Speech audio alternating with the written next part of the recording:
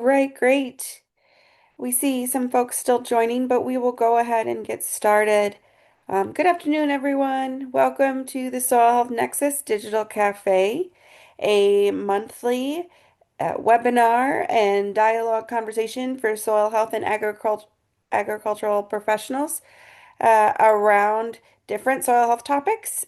Each month we feature a different expert or a different colleague of ours who is studying soil health and feature them in their work. For those of you who may not be familiar with the Soil Health Nexus, we are an extension-led organization, so all of us are extension colleagues, and we are all from different universities across the North Central region. We are dedicated to increasing access to research-based soil health knowledge, extension, and resources. We have representatives from all 12 of the states in the North Central region, and we're really dedicated to increasing or providing professional development for agriculture, conservation, and soil health professionals so that you can do your jobs better and better support the farmers and stakeholders in your communities. So, if you're new here to the Digital Cafe series, here's how it's going to work. We have a formal presentation, and that takes about 30 to 45 minutes here. I know everyone's excited for the presentation today. And then as time allows, we do split out into breakout rooms. This allows for us to learn from one another, get to know fellow educators in different parts of the state and different parts of the region, and talk about what we just heard and share reactions, thoughts, or how this might be useful in our day-to-day work. We split out our breakout rooms based on your role, so researcher, educator, agency staff, farmers, students, and it really depends on the groups available in terms of, who's on the call today. I suspect we'll have a large group of researchers and educators today that might gather together. You can really join any breakout room, though. We make that available to you to join at your own discretion there and talk about the call afterwards and share amongst yourselves. All right, so today we're excited. We have Michael Langemeier here with us. It looks like the title from the last month is up there, so excuse me for that. But today, Michael's going to be talking about trade-offs between conservation and profitability, specifically the economics of cover crops, better understanding farm goals, and running through some scenarios in terms of cover crop economics. Michael Langemeier is with the Center for Commercial Agriculture at Purdue University. Michael's also a colleague of ours and a participant of our member of our current project team as we look to expand the number of resources available for agricultural professionals around livestock and economics. So excited to be talking a little bit more about conservation economics and how soil health overlays with economics in terms of thinking about what's going to make most sense for your farm or your operation. All right, I'm going to stop sharing and hand it off to Michael. Okay.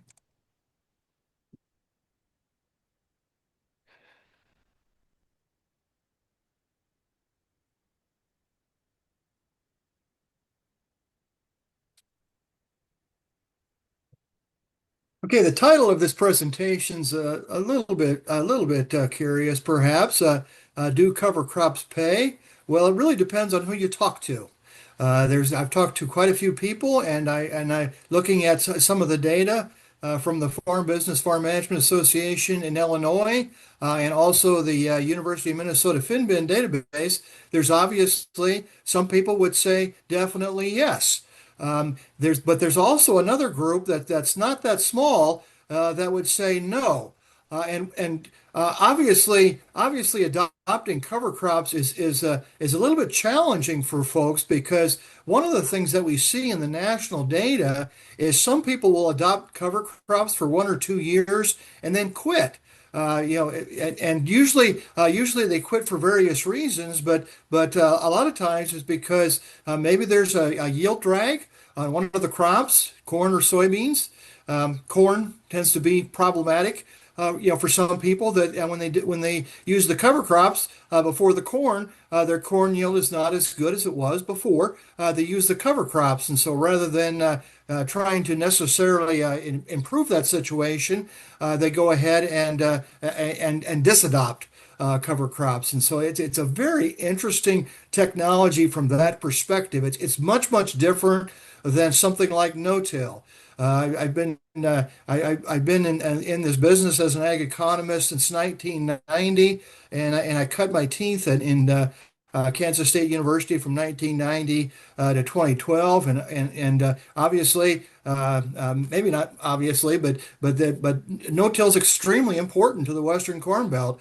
It's a good way to preserve moisture, and once it's adopted, you typically don't go back to do more intensive tillage. You might till around a waterway or something like that, or you have some erosion. You might get rid of the ditches, but you don't go back to either reduce till or even more tillage than reduced till, and so it's so different than cover crops, and so that's why I'm interested in this topic. For that reason, why do some people adopt this and it works for them, and why do some people have such challenges associated with adopting cover crops? And I don't have all the answers by any means, but I'm going to share some of my thoughts today as to why I think some people are successful when they adopt cover crops and some people are not. And perhaps that will help us understand what needs to happen when someone starts adopting cover crops.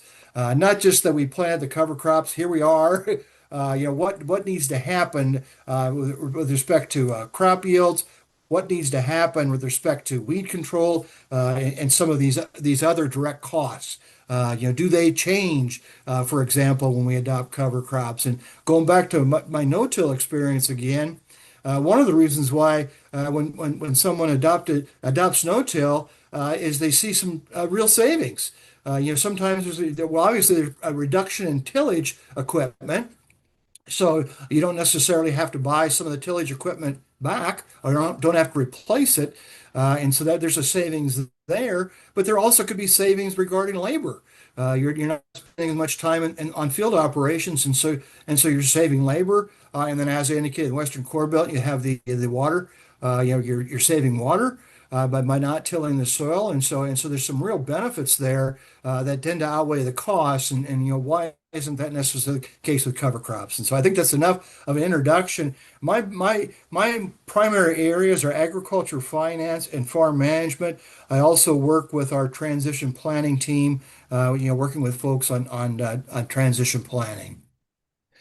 So I've got a lot of different points here, but this is a relatively short presentation. I want to show you some recent survey results. I'm going to only summarize that in 2 or 3 slides. It actually was an entire thesis. I had a student recently from Nepal that finished up here, and he's now a PhD student at Michigan State University, in the Department of Ag Econ there, and he did a nice job of conducting a survey that was focused on farm goals. But as part of that survey, it's a 30-question survey. As part of that survey, we had a major focus on conservation. And when I say conservation, we ask questions such as, have you adopted another crop in the last few years? So rather than just planting corn and soybeans, have you adopted another crop in the next in the recent history? Another question we had is what percent of your acreage is no-till? So I'll show those results. And then we had several questions related to cover crops. And so about a third of the questions related to conservation. The rest of the questions related to management practices, producer sentiment, farm characteristics, and some of those things. But I'll show you the highlights today. So I'm summarizing a rather long thesis, 120 pages or so, in 2 or 3 slides, but it's really interesting from a conservation cover crop perspective. We used a technique called cluster analysis, which is a machine learning technique. It sounds much more complicated than it really is. What cluster analysis does is it takes a set of data. In this case, we have 400 survey respondents answering 30 questions. So it takes all that data and then it says what data separates those farms, in this case, into groups. And it also tries to solve how many groups of farms is there based on that data. And then once we know the number of groups, what questions separate those farms into groups? And so it works great for what I'm trying to do here today. There's clearly a difference between two major groups in terms of their characteristics, farm demographics, but also their conservation. And so that's really interesting. So I'm going to start with that, and then I'm going to talk a little bit about trade-offs between farm goals. As I indicated, that survey was specifically done to look at farm goals that farms have, and try to identify which of those goals might be more important than the other ones. And again, those are some very interesting results, I think, for everybody. And then we'll do some scenario analysis looking at cover crop adoption and talk why some people make cover cropping work and others it's problematic. And so I'll give you my 2 cents on that. So as an introduction,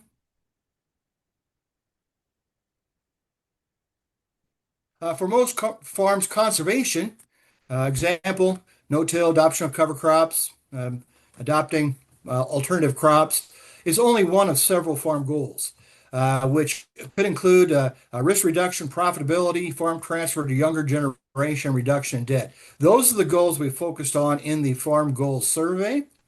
Now, we asked about farm goals in a couple different ways. I'm going to show you a diagram that identifies the most important farm goal out of this list of five. And you're going to see that conservation's it is not as high ranked as some of the other goals. But another thing we did, which I'm not going to talk too much about today, is we also had people, respondents or farmers, indicate on a scale from 1 to 5, where 5 being extremely important, how important all of these goals were. And one of the things that we found that was not that surprising, because I expected the farmers to have multiple goals, which makes decision making much more complicated than just maximizing profit. That's where I'm going with this. I think that's too narrow, just to say, well, we're going to maximize short-term profit. I think decision making is much more complicated on the farm than that. And one of the reasons why I say that, when we had producers rank from 1 to 5, the relative importance of these five goals: conservation, risk reduction, profitability, farm transfer, and reduction in debt, about 20 to 25% ranked all five goals as extremely important. And so that tells you right there that they use all of these goals when they're thinking about making decisions like whether to cover crop or not. If and the way to think about that is, and I'm going to show you that in the scenarios, that even if the adoption of cover crop has a slightly negative net return, that doesn't necessarily mean that you're not going to adopt cover crops.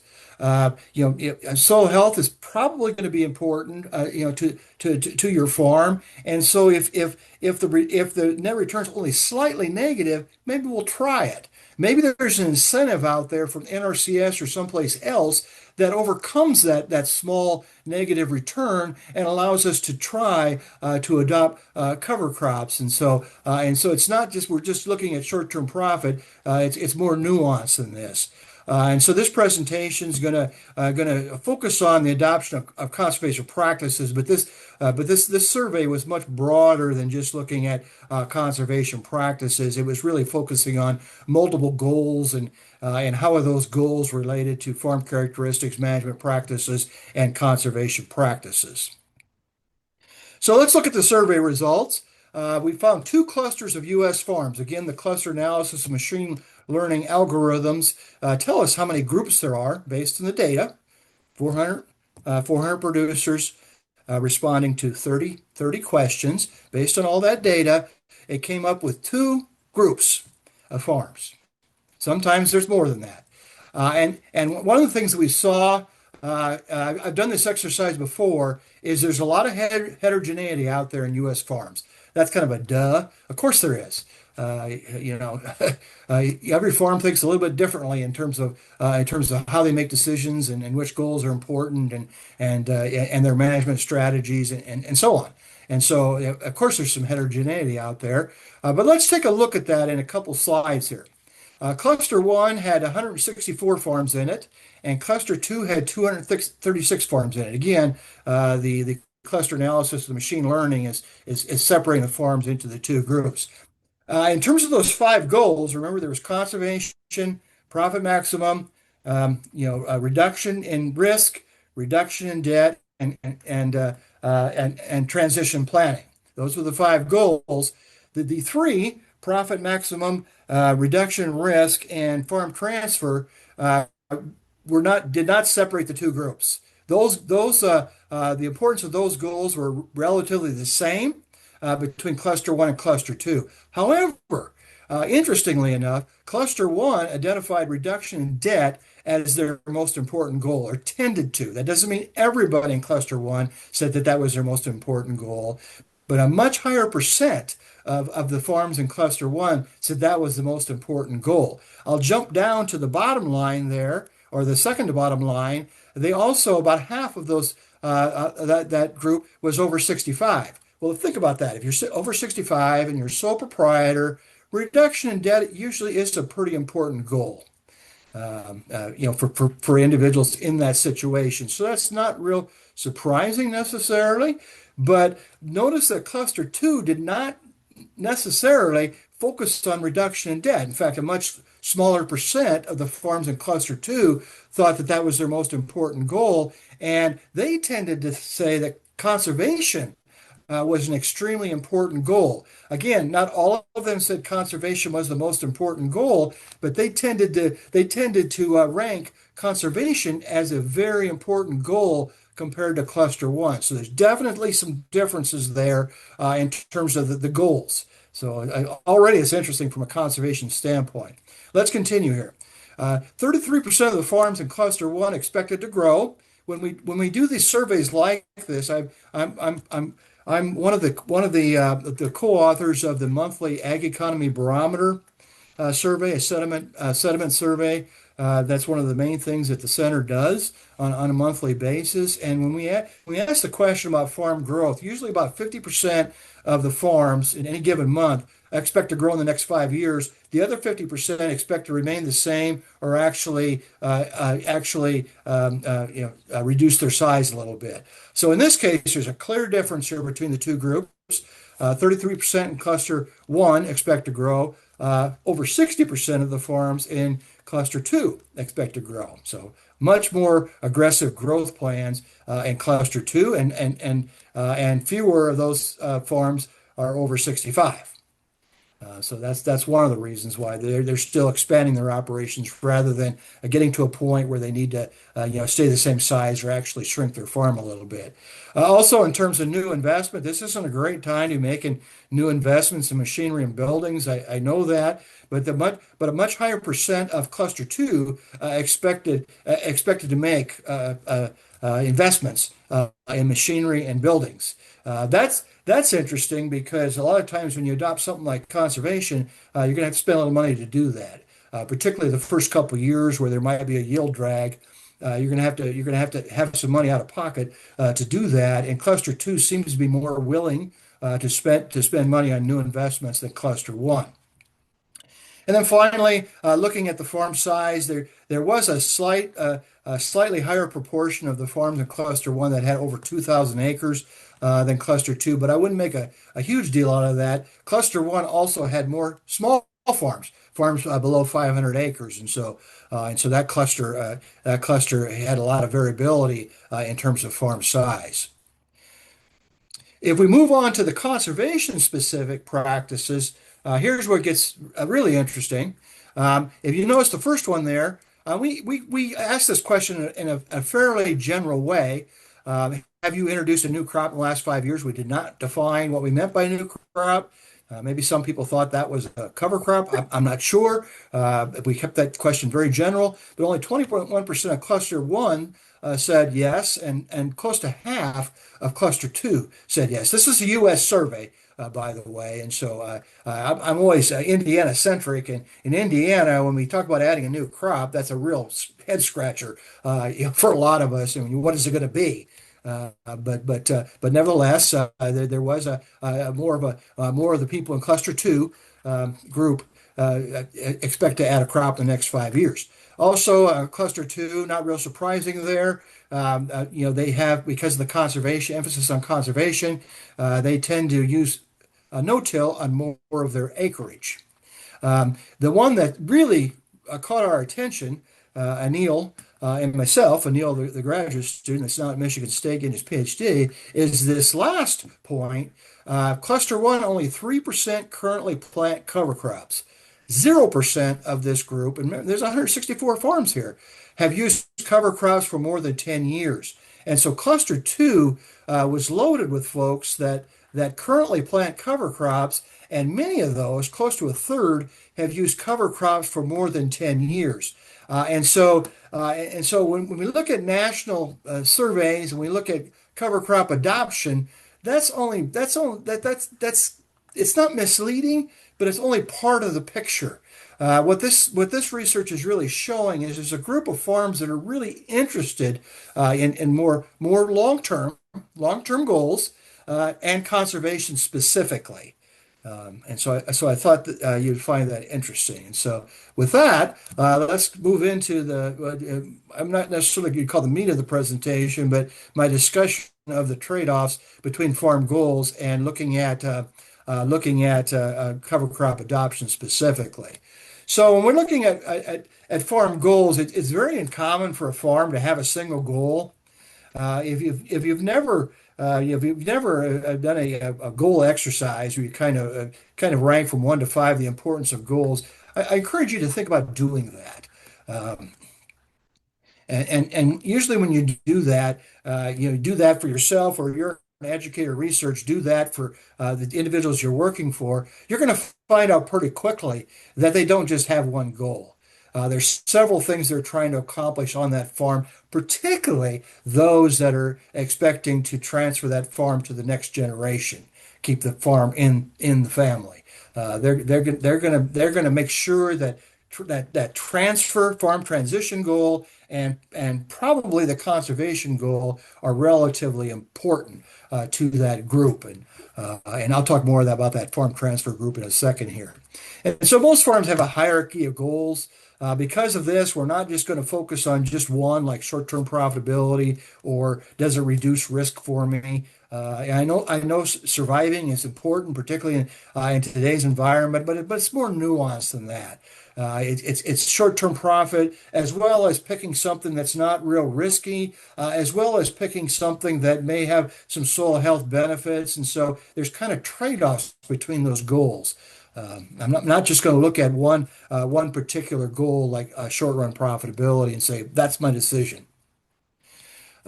So a recent survey, this is the same survey I talked about earlier with the two groups of farms, identify the most important goal. These were the choices again, and we did ask people to rank the relative importance of each of these goals from 1 to 5, and again, about 20% said all of these were extremely important. There was a group of about 20% that had more of a hierarchy of goals. They tended to focus more on just one or two goals rather than all of them. And then there was about 60%, that group in the middle, had a hierarchy of goals, but they didn't think all of these were extremely important. They had a little bit of hierarchy between the goals, and so it ran the full spectrum from having more of a hierarchy of goals and saying, one or two goals is relatively important for their farm, all the way to all of these goals are important. Again, the heterogeneity of farms. So this was the most important goal. This is not real surprising to me because I've done this question before, and about a third of the people pick farm transfer, and then the rest of them are spread out between the other goals. But notice the profitability there is only 20%, and so that's one of the problems sometimes when we talk about farm management topics is we tend to focus on benefit and cost exclusively, and I've been as guilty of that as anybody. It's like I said, it's more nuanced than that. There is the benefit and cost is important, but there's also maybe non-monetary things that we need to talk about when we're talking about benefits. That's the way I would put it. It's not just a dollar or cents. It could be some non-monetary things like long-term soil health. Like I would like the next generation to take over this farm, and I want to make sure it's in good shape when they take it over. And so it's more than just short-run profitability. It's more than just reducing debt, stable income conservation, or farm transfer. This was also a follow-up of that most important goal, about 40%. This is typical when I've asked this question on the Ag Economy Barometer survey. About 40% say that they would like to bring another family member into the business in the next 5 years, and so a substantial number. So I'm gonna talk about scenario analysis and that's all scenario analysis is used a lot in strategic planning for businesses. All scenario analysis really does is it says we got two or three scenarios here that we need to choose between. It works really well for the trade-off between goals because you can say, here's one scenario where maybe I don't adopt a cover crop and I get X in terms of soil health benefits. I get Y in terms of net returns. And then I've got another scenario, my second scenario, where I adopt cover crops and maybe I get a lower net return, but I get higher soil benefits. Which of those do we choose from? And so it's not just, well, I'm just going to pick the one that has the highest net return. I think it's more complicated than that. And hopefully I've convinced you of that. And so we're looking at the trade-offs here. Should I pick the one that has the soil health benefits, that maybe the net return reduction is small, and maybe long term that reduction will go away as I learn how to manage the cover crops a little bit more? Should I pick that one, or should I say no? I'm just going to focus on the net return, and I'm losing money on starting this cover crop, so I'm not going to do it. And this is going to vary between people, obviously. When we do in the national survey, the percentage that use cover crops is relatively small. I want to say 5%. I'm not exactly sure how they asked that question, but every September, we're going to do it next month again, in the Ag Economy Barometer monthly survey, we ask people about cover crops, and we find about a 35 to 40% are currently using cover crops. Not on every single acre, but 35 to 40% of the producers that we survey, and we try to survey full-time farms, with two-thirds of crops and one-third of livestock. About 35 to 40% are using cover crops on at least some of their acreage. And so obviously, there's differences in how they look at this trade-off between farm goals. Some people are saying, well, the soil health benefits are big enough to perhaps offset a reduction in short-run profit, and others say no, they're not big enough. And so that's the idea behind the scenario analysis. It can be thought of as choice experiments where you're choosing between two different things. The marketing in the marketing research they use this a lot. They call them baskets of goods. They'll have basket one, basket two. Which of these would you choose from? And a lot of times they'll have different attributes, like maybe one's got organic products in it and the other one doesn't. The one with organic maybe costs a little bit more. Choose between those two. And so this is used quite a bit in the business research. A farm that ranks conservation as the most important goal, this is obvious, is probably willing to sacrifice a little bit more in terms of net return. Those that are using transition planning is important. Anybody that thinks a little bit more long term is probably in general going to be a little bit more willing to sacrifice short run net return in order to capture some of the conservation benefits. So let's look at three different scenarios here, and I'm going to run through these relatively quickly, but they're just going to give you an idea, of how to think about this. We're going to examine differences in net returns and soil health for three cases. In each case, we will be comparing current practices to planned practices. So the current practice is no cover crop. The planned practice is cover crop.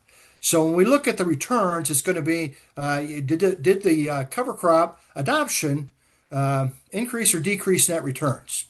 Did the cover crop adoption increase or reduce soil health and some other conservation benefits? And so that's what we're doing here, kind of looking at the net benefits, the net benefits between the planned practice and the current practice, where the planned practice is adopt cover crops, current practice is no cover crop. We're going to look at this case one is using data from the Farm Business Farm Management Association in Illinois and Finbin, University of Minnesota Finbin data. And so it looks at cover crop adoption, no cost savings, no closure of yield gaps. When you talk to people that use cover crops, cost savings are very important.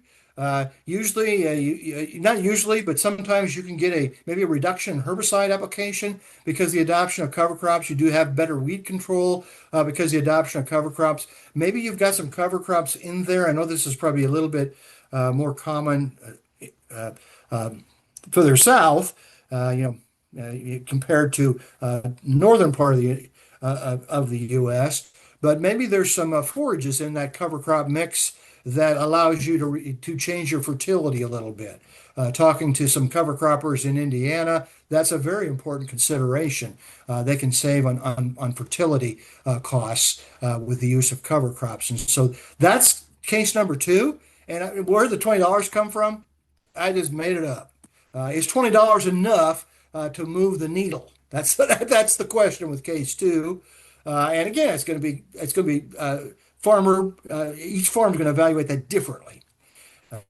And then case three, cover crop adoption with the closure of yield gaps. I haven't read the agronomic literature near as much as I'm sure some people on this call have, but my reading of the literature, looking at a couple key studies, is if to the extent that there are gaps in the first year or two, those tend to go away the more experience we have with cover crops. And when you get to 10 years or so, that in a couple of the studies I looked at, there is no yield differences anymore. And so that's the case there. If I don't have any yield gaps, what is the net return associated with using cover crops? So think about these from a short run, medium run, and long run. Case one might be short run. I just started using cover crops. Case two might be medium run. I'm getting more experience using cover crops. I'm starting to have better weed control. I'm starting to have some savings related to fertility. Case three might be I've used cover crops for quite a while, and I don't have any yield gaps anymore. My yields are the same whether I use cover crops or whether I don't use cover crops. So you can kind of think of cases that way. So we'll start with case one here, added cover crop, no cost savings or closure of yield gaps. This is taking data directly from Finbin and Farm Business Farm Management. So these aren't Michael's numbers. These are numbers from the farm management literature. And they show a negative return change of negative $35. I think the Finbin is actually a little bigger than that. It's closer to maybe $50. And so if we don't have any cost savings and closure yield gaps, you can see if this actually is the experience for some people, they may disadopt cover crops. That may be too big of net return for some people to stick with it, even though they know that maybe this is going to get better the longer I stay with this. $35 is still $35. That's not that small, despite the fact that I did get a reduction in soil loss, I did get a reduction in gas emissions, and I did improve the overall health score using the Soil Health Nexus website. Now let's go to two, more in the medium term. As we get a little more experience with the cover crops, we probably have some cost savings, and $20 is pretty small. But I'm just using this as an example. If we had $20 in cost savings, would this change our decision? It probably would for some people. Then now when the net return change is down to about $15 per acre, that's much more manageable, particularly if this is short run.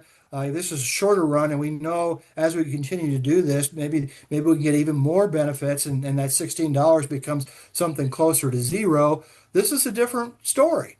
In this case, the cover crops might be more attractive. And so this is useful information. If someone's talking to an educator, researcher is talking to a farmer about adoption, you may not get some cost savings day one, but you should get some cost savings in the medium term.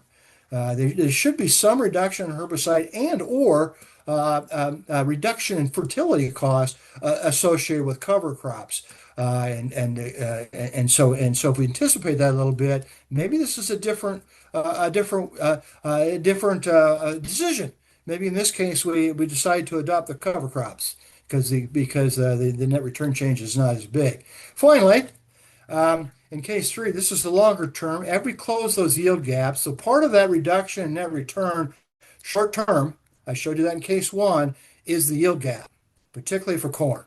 If you look at the Illinois data.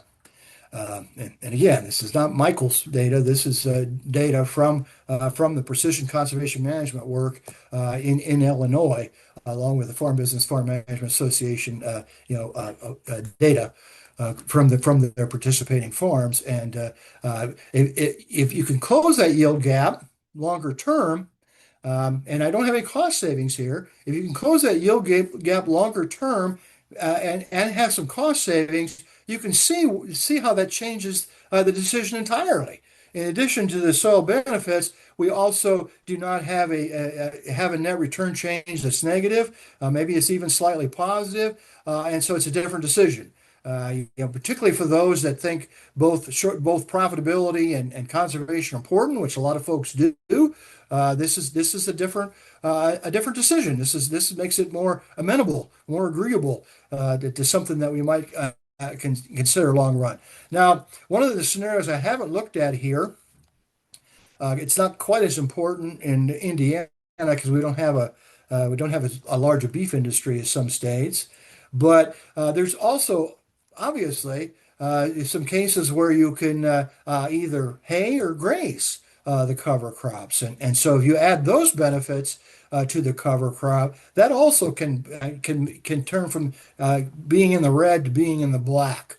I know some people in Nebraska. I'm from Nebraska. Worked in Kansas for quite a few years, but I know some people in the Western Corn Belt that typically don't plant very much cover crops, but they did once they started to think about some of the benefits associated with reducing feed costs. And so that made a difference to them between not adopting cover crops on very many acres to expanding the use of cover crops. But in a specific case, I'm thinking about this individual, purchased two farms recently, and both of them. Let's be cautious here. I would say this.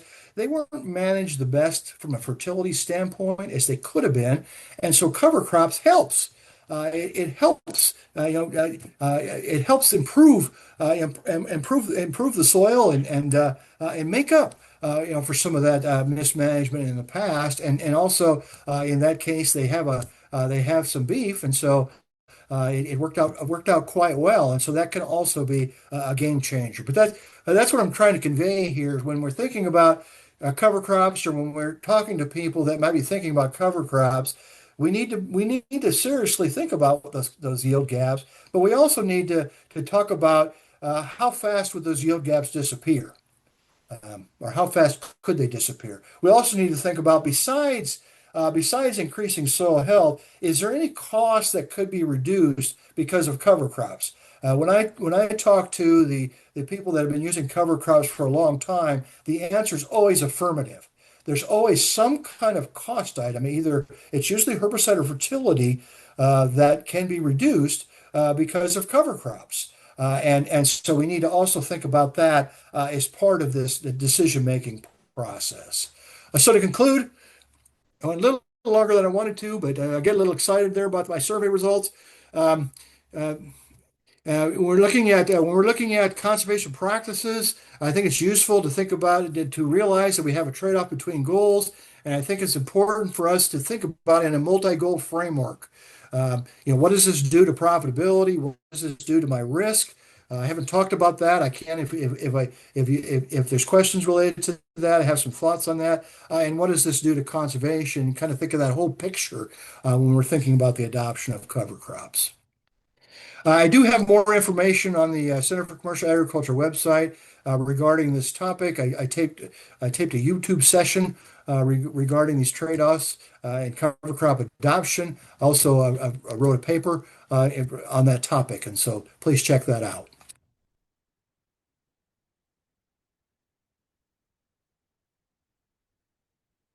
Okay, Ann, I'm going to stop sharing. Is that okay?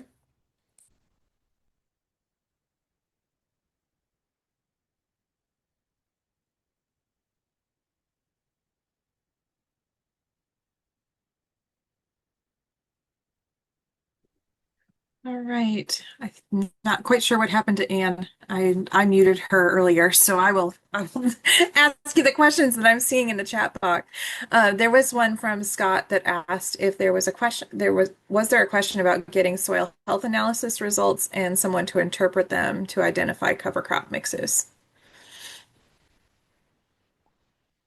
Why cover crops can reduce yield? That's what I'm seeing. No, Is that that the wasn't the question. question? He's asking in your survey, was there a question about getting a soil health analysis and interpreting the results to identify which Yes, cover crops to excellent, use? excellent. Yeah, in my understanding, when they did the precision conservation management work in Illinois, that's where I've got some of those reduction in soil loss and reduction in gas emissions. The soil health aspects were simulated. There was not actual tests on the ground. Those results were simulated based on going from the current practice to the planned practice. This was the expected reduction in soil health. This was the expected reduction in gas emissions. All right. Thank you for that. The next question was asking whether or not the survey participants had participated in previous similar surveys to the one you were doing. And No, he's we saying that we have a farm population that shares this information, and so wondered if we needed to identify first-time survey participants as compared to ones that are That's done an this excellent before. question too. We patterned this survey with my graduate student. Um, Using the same methodology as the Ag Econ Barometer monthly survey. And in that survey, we make sure there's 400 U.S. producers with certain characteristics, but we intend not to survey the same people every month because if you do that, they don't like to they don't like to answer questions every month, and so we keep the characteristics of the farms the same every month, but we do not ask the questions of the same people. I've talked to people anecdotally that have in the 10 years of the economic barometer survey has answered the survey twice. And so that's our goal is for them not to answer that question more than once. But it would be useful to track people. That's why I'm so interested in the Illinois precision conservation management work because they will be tracking the same people over time. But in our survey, we did not. Um, I I I think there's a lot of consistency from one month to another. Not necessarily in this particular survey, but just in general, because we don't see large shifts in the way questions are answered from month to month. And so I'm confident the methodology we're using is appropriate to try to garner adoption of different technologies. So Claudia asked if she's going to be able to view this presentation again. Yes, we have been recording, and so we will be posting that to the Soil Health Nexus website relatively soon. Otherwise, you can usually find it on YouTube quicker than we can get it back up on the website. So yes, we will be doing that, and we'll do our best to get that done fairly quickly. Another question that someone asked is why cover crops can reduce yield, which you may not be quite the person that wants to answer that. We've done different webinars on that, but feel free to try and take a crack at that.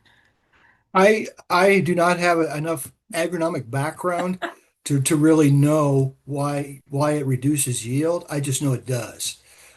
Sometimes I think there's problem. One of the things I've heard is there's a problem getting the seed covered appropriately because you're planting into you know a large mass, rather than just the soil, and that's a challenge. From a seed placement standpoint, that can be a challenge. Besides that, I am not sure. I just know, looking at the data that it does. In some cases, it does reduce yields. Yeah, And and and part of it I can speak to it a little bit in let me talk a little Nebraska. bit more about that. I think the reason why that's reduced over time is people get more experience planting into the grass, ryegrass, for example, or or you maybe you kill the rye ahead of time into what's left over, the Hmm. residue. They get more experience planting into that residue. They do a better job. I think the first couple times you've done that, if you're used to not having much residue, that can be a real challenge. It's just a different system. I think it's more challenging than no-till. Yeah, and I can speak to it here in Nebraska anyway. Part of our issue why cover crops do reduce yield is they take moisture that we don't necessarily always have. And That's so a that very good definitely point in the weighs Western in. Corn Belt. I've talked to more people in the Western Corn Belt because I spent all that time out there, and I'm from Nebraska. That's the reason why they don't plant cover crops very much.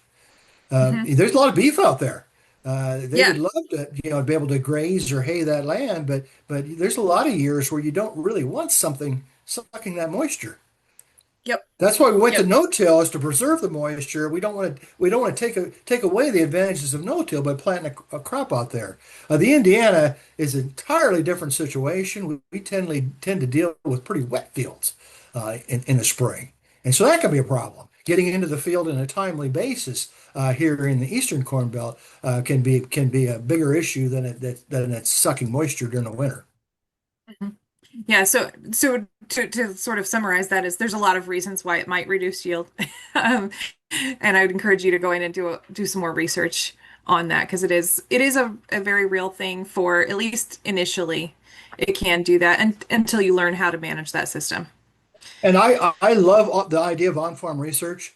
One of the things that we do every year here at Purdue is we do a farm tour, and I learned so much from those farm tours. One of the things it's every farm that's on the tour seems to do it is they do some of their own on-farm research, and so I love the idea of take a piece that you think might benefit from having cover crops and to do a trial.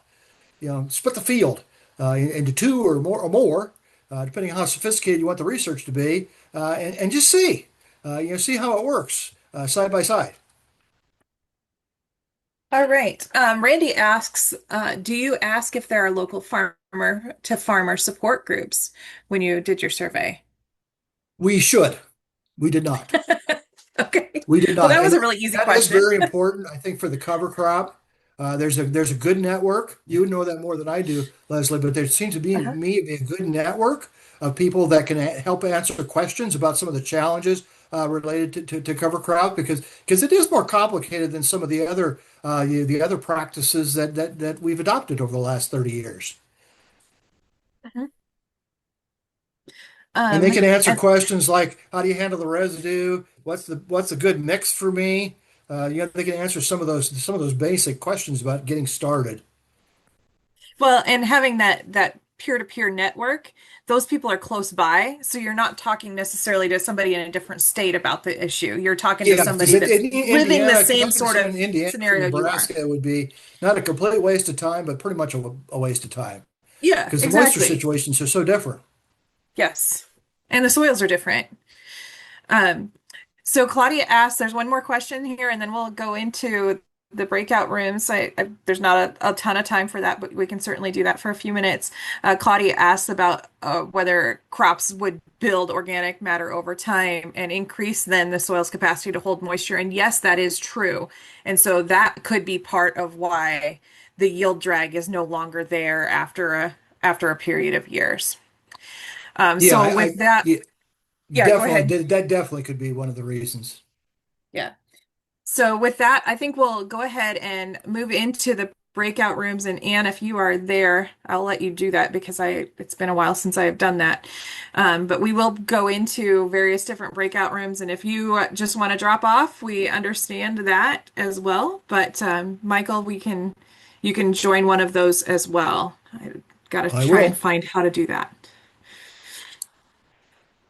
And looks like she's got them open. So feel free to join. If you are struggling to join, though, put a note in the chat box and I can always assign you, or Anne can assign you over to that room as well.